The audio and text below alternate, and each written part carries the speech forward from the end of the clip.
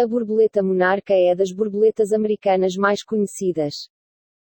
No fim do século passado, durante o período de migração destas borboletas entre o nordeste dos Estados Unidos e o México, tempestades vindas da América do Norte atravessaram o Atlântico e trouxeram a borboleta para o sudoeste da Europa.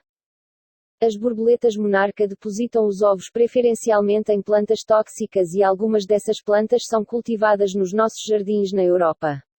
Deste modo, as lagartas que se alimentam das folhas de Asclepias coraçavica e de gonfocarpus ficam protegidas de potenciais predadores. São agora frequentes e reproduzem-se nos Açores, Madeira e Portugal, bem como nas Ilhas Canárias e no sul de Espanha.